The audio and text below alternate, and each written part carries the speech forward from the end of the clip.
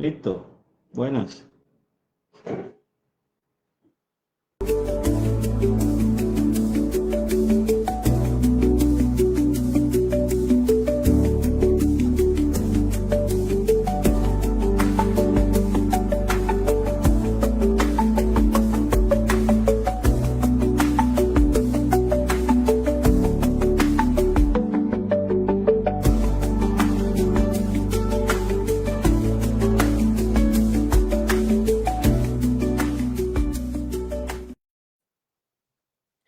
Hola amigos, saludos, ¿qué tal? Buenas tardes, buenas noches, buenos días, porque este programa se ve en tiempo real vía Facebook y YouTube, también en diferido. Los profesionales de la empresa social del Estado, Hospital San Rafael de Fusagasugá, doctor Omar Tamayo, ese apellido, el segundo, doña Marta, Destrade, ese apellido, ¿de dónde sale, doctor Tamayo? Ese apellido viene de Francia, Ese apellido es francés francés, y se pronuncia de Estrade. perfecto, perfecto. Bueno, un médico internista es un especialista que se enfoca en la atención integral de adultos, diagnosticando y tratando enfermedades complejas y crónicas, tanto en pacientes ambulatorios como hospitalizados. Son la primera línea de defensa para problemas de salud en adultos y se especializan en promover la salud. Eso es lo que el doctor Tamayo quiere promover en este programa de Fusagasugá Noticias Periódico Digital la noche de hoy. Doctor Tamayo, ¿de dónde es usted? Buenas noches. Yo Buenas noches, señor. soy un médico que nací en Cuba. Soy cubano, pero orgullosamente también colombiano. Qué grato tenerlo en Fusagasugá. Qué bueno saber que usted es cubano y se formó en Cuba como profesional de la Sí, salud. bueno, sí, me formé en Cuba como profesional de la salud. Hice medicina interna en Cuba. Hice maestría en longevidad satisfactoria también en Cuba. Excelente. Longevidad satisfactoria. Ujú. Excelente. Doctor Tamayo, ¿hace cuánto tiempo está vinculado con el Hospital San Rafael de Fusagasugá? Bueno, con el Hospital San Rafael estoy vinculado hace más o menos 5 años. Muy bien. Muy bien, mire que no sabíamos. Mire que Ujú. es bueno saber este tipo de noticias, médico internista con una maestría. Es un hombre que viene a ayudarnos a crecer en la provincia del Sumapaz, a servir. Así es.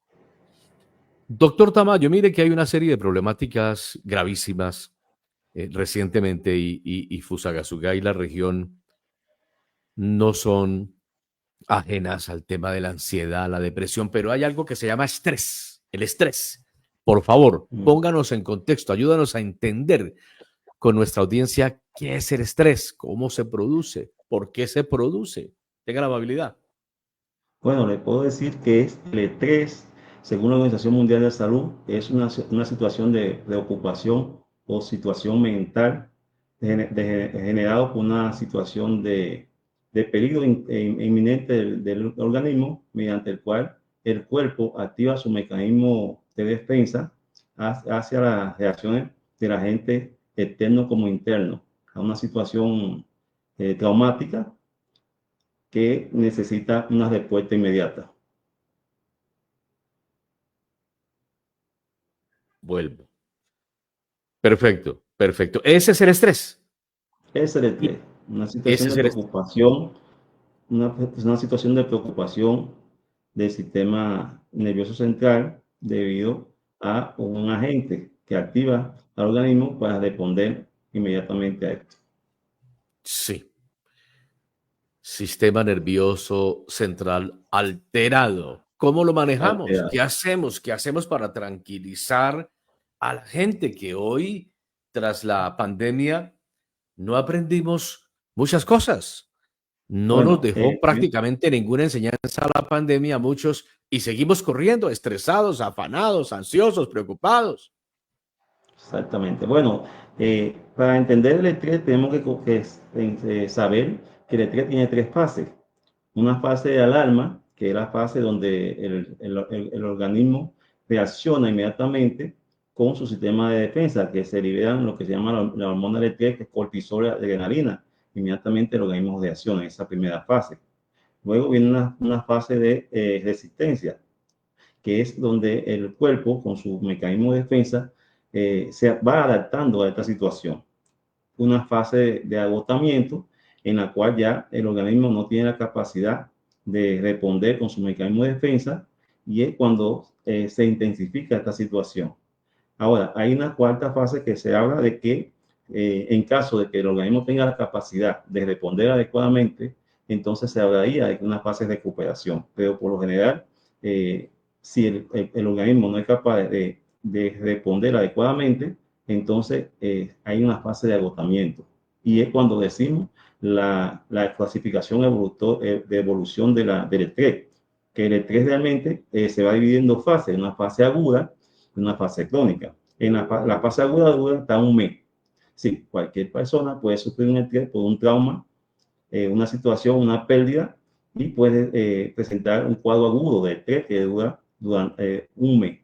Sin embargo, si ya el organismo tiene la capacidad de responder adecuadamente a este, entra en una fase que se llama el estrés crónico, que ese estrés ya es bastante grave debido a que a partir de ahí el organismo por sí solo no tiene la capacidad de responder adecuadamente y puede durar incluso años.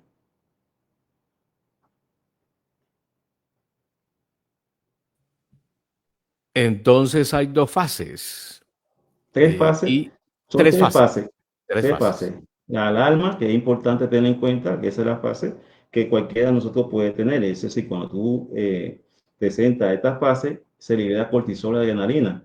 Es decir, aquella persona que, deportista, cuando van a competir, ahí mismo se libera esta fase de alarma que te pone activo. Es una fase bastante importante porque te activa para responder, para competir. Cuando va a un examen también, esta fase está activa. Pero está la segunda fase, que es la de decisiva, que ya el organismo se adapta a eso y puede realizar todas sus actividades sin ningún problema. Lo malo es que luego esa fase entra en una tercera fase, que es la fase de agotamiento, que el estrés se mantiene tanto tan constante que ya tú no puedes responder adecuadamente y ya se agota. Entonces comienza a disminuir la capacidad de la persona, empieza a haber taquicardia, taquipnea, si respira rápido, hay taquicardia, se le sube la presión, y esa es la fase de agotamiento. Perfecto, perfecto. Entonces hay tres fases. La primera fase es común, es corriente. Claro. Cuando vamos a la universidad, a un parcial, cuando vamos a competir, cuando nos encontramos en una situación así, que nos altere, inicialmente hay estrés, es normal, viene la Sí, segunda fase que nos pone, decía mi abuelo, en órbita. Y la exactamente. tercera fase es la que ya se genera, que nos produce la enfermedad y que altera el sistema nervioso central. Exactamente. ¿Cómo combatir el estrés para no llegar a la tercera fase, para vivir despierto, competitivo, ágil, dinámico, para trabajar, para estudiar, pero no pasar a esa tercera fase? ¿Cómo Bueno, luchamos en con eso? primer, Bueno, en primer lugar, esa fase es una fase que se recupera inmediatamente, porque uno puede identificar la situación, uno puede identificar cuál es el detonante. En el caso de que un examen, ya después que tú haces el examen que sale bien, el cuerpo se recupera, ¿no? Y ya disminuye el estrés. El deportista, cuando va a su competencia, que termina su competencia, inmediatamente ya el cuerpo comienza a disminuir el sistema parasimpático, comienza a hacer su acción y disminuye ese estrés explosivo que tiene, al igual que los cantantes cuando hacen un concierto, también, si ya tienen identificada cuál es el problema. Lo otro es cuando una persona tiene una pérdida de un familiar, que si él no pone de su parte inmediatamente, eso conlleva a que hay un estrés, pero con un psicólogo, con apoyo familiar, puede recuperarse. Es decir, lo primero es saber identificar cuál es la situación. Sí, para identificar, para caer en la cuenta, para diagnosticar, para reconocer que estamos cayendo en el estrés tercer nivel. eh, ¿Cómo lo hacemos? ¿Con quién lo logramos? Entonces, psicólogo, el médico Psicólogo, general, hay que hacer ejercicio, hay que aprender a respirar, que por lo general la persona para no sabe, combatirlo, para combatirlo. combatirlo, mejorando la respiración, sí, haciendo respiraciones profundas, beber agua. El agua es muy importante porque es un alcalino. Cuando uno está estresado, el organismo se vuelve ácido, hay una acidez interna y uno tiene que tomar agua para oxigenar, el agua oxigena, y por otro lado disminuye la acidez. También hay que hacer ejercicio yoga, trotar, caminar, compartir con amistades, no tomar bebida alcohólica, si toma café, disminuir el café, todos estos elementos que conllevan a aumentar la taquicardia, aumentar Oído. la taquipnea, aumentar la ansiedad, aumentar la pérdida de control, porque ya no tiene la capacidad disminuye, entre otras. Entonces, uno realizando todo este tipo de actividades comienza a mejorar el estrés, además del apoyo psicológico y la familia, ¿no? El apoyo psicológico de la familia es fundamental. El consumo de agua, hacer deporte, mermar el Respirar bien. consumo de café, no consumir bebidas alcohólicas, embriagantes, trasnochar. ¿Qué Cigarros, tanto daño nos hace trasnochar, doctor Tamayo? trasnochar, sí, trasnochar es algo que sí hace mucho daño, porque la realidad es que eso también forma parte de una de las causas del estrés que no hemos hablado, pero dentro de la causa del estrés entra la trasnochadera, ¿no? Igual que aquellas personas que trabajan de noche, ¿no? Eso conlleva a que invierte el ritmo de sueño y de hecho al invertir el ritmo de sueño también el organismo sufre. Por eso que se habla actualmente de que hay tres señales o marcas que deja de tener el cuerpo. La primera es a nivel del timo, que es un órgano que se encuentra a nivel de tórax por delante del corazón, entre los pulmones. La glándula suprarrenal es una glándula que se encuentra por encima de los riñones y el estómago. Por eso que cuando la persona trasnocha, ven que empieza, por lo general siempre dicen que la defensa está bajita, que me da catarro con frecuencia, que tengo diarrea, que tengo taquicardia, que tengo palpitaciones. Por la glándula suprarrenal se deprime, le da cansancio constantemente y no se puede recuperar. Y por la parte del estómago, inmediatamente sufren de gastritis, de reflujo e incluso tienen sangrado. Por eso es importante que disminuir esa trasnoche, que no trasnoche tanto a la persona, porque al final la noche no se recupera. Si el sueño que tú no realizas, no vas a recuperarlo al otro día, aunque duermas por la mañana. Oiga, oiga, el sueño no se recupera. Es decir, usted puede trasnochar 4 o 5 de la mañana, se acuesta y duerme hasta las 2, 3 de la tarde, pero no está recuperando No, el no se sueño que perdió recupera. la noche anterior. Lo perdió y punto. Exacto. En el día, dormir en el día no es igual, no No. causa los mismos efectos eh, para la salud del ser humano, ¿correcto? Exacto, porque hay inversión del sueño, que eso normalmente es lo que por lo general ocurre cuando uno llega a edad avanzada, que la persona comienza a tener inversión del sueño, no cuando uno es más joven. Incluso se están haciendo terapias, ejercicios para que cuando lleguen a adulto mayor, la persona con edad avanzada, no tengan esa inversión de sueño tan profunda, porque al final deteriora el cuerpo, no hay metabolismo adecuado, tu metabolismo disminuye, al disminuir el metabolismo te desnutre, comienza a presentar el deterioro del estado de memoria, presenta taquicardia, hay impotencia funcional, difusión eréctil, las mujeres también se pueden poner irritadas, caída de cabello, alteración de la piel, trastorno digestivo, diarrea, entre otros, porque hay una inversión de sueño que el cuerpo no está adaptado a eso. El cuerpo está para tú realizar tu actividad en el día y recuperar en el sueño en la noche. Hay que tener en cuenta que nuestro cuerpo está formado por células y esas células tienen en su interior un organismo que se llama mitocondria. Esa mitocondria ahí entra todo, ahí entra el carbohidrato, la proteína, grasa, pero tiene que entrar agua y oxígeno. Y en la noche, que eso, usted comienza su metabolismo, el ATP, que es la energía, comienza a actuar y que cuando tú amaneces el otro día con recuperación de tu fuerza, porque tu organismo lo que hace es recuperarse, regenerarse. Pero si tú no puedes hacer eso, al final vas a tener un cuerpo agotado, cansado, siempre vas a tener sueño, aunque duerman el día, vas a tener sensación de sueño porque es de lo biológico, es lo fisiológico, que por la noche se duerme y en el día realiza tu actividad física. Para eso, en la noche es que el ATP comienza a hacer su función para regenerar. Excelente, excelente. ¿A qué horas debemos cenar y con qué deberíamos alimentarnos al atardecer, al anochecer? Y luego de cenar, ¿a qué horas deberíamos acostarnos? Bueno, la realidad es la siguiente, hay mucha teoría, ¿no? Hay mucha teoría en cuanto a la alimentación.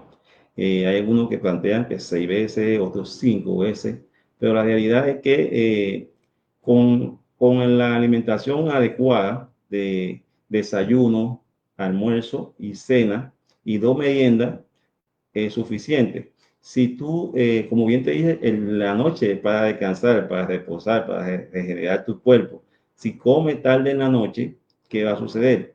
Tu cuerpo no va a regenerar porque tu metabolismo se empieza a aumentar. En vez de recuperar energía, estás recuperando energía con el sueño, pero a la misma vez estás perdiendo energía porque hay metabolismo que está aumentando porque el cuerpo tiene que digerir lo que comiste tarde en la noche. Por eso que se dice que se debe almorzar, desayunar bien, almorzar más suave y la cena debe ser lo más suave debido a que tú necesitas que tu cuerpo se regenere. Entonces, lo más ideal es que tú, si vas a comer algo en la noche, sea antes de las 7 de la noche. Y después que coma, no debe acostarte inmediatamente. Sí, puede ser una merienda, un jugo verde, vegetales, y luego que lo realice debes realizar actividades, caminar, subir escaleras, dar tu pasito, conversar con tu esposa, con tus hijos, para luego acostarte porque así da tiempo que la digestión se comience a activar. Pero si te acuestas a dormir no hay digestión. Inmediatamente lo que está haciendo es agotar más tu capacidad porque lo que está haciendo tu cuerpo es metabolizando y formando energía a la misma vez. Al otro día vas a amanecer agotado, cansado y con trastorno de sueño. Sí, señor. Qué bueno, qué interesante. Y a los que les gusta la siesta, el almuerzo, un buen almuerzo, unos frijoles con pezuña de marrano, bien preparados. Y entonces, después de los frijoles, de la frijolada, vamos a echar una siestica. Bueno, malo, Ajá. regular, se debe o no se debe hacer, doctor Tamayo. Bueno, la siesta no, como bien dije, si tú almuerzas, no puedes inmediatamente tener una siesta porque no estás recuperando tu cuerpo no está recuperando, está metabolizando en ese proceso. Y lo único que va a provocar es trastorno también, tanto del sueño como de la digestión. Cuando uno almuerza, cuando uno cena, cuando uno desayuna, debe caminar, realizar actividades físicas, sí, caminar, ¿no? Conversar, sentarse. Pero no acostarte, no te puede acostar. Al igual que las personas están acostumbradas a almorzar tomando agua, almuerzan y se toman un vaso de agua y eso no debe ser tampoco. El agua, si tú vas a almorzar, tienes que tomarte el agua 30 minutos antes o 30 minutos después, porque si toma agua o jugo, lo que sea, que normalmente lo hacemos, eso lo que hace es ralentizar la ingestión. Si el metabolismo se disminuye porque tú le estás provocando es el agua, lo que hace es recubrir la mucosa y no permite que esa digestión se haga adecuadamente. Por eso que se pide que se tome líquido 30 minutos antes o 30 minutos después. Y la 30 siesta minutos a antes. esa hora no te va a recuperar realmente. Antiguamente, como podemos decir, se hablaba del sueño básico. El sueño básico era aquel donde la persona dormía, se acostaban a dormir a las 8 de la noche, por ejemplo, y se levantaban a las 2 de la mañana y se ponían a hacer actividades físicas, entre otros.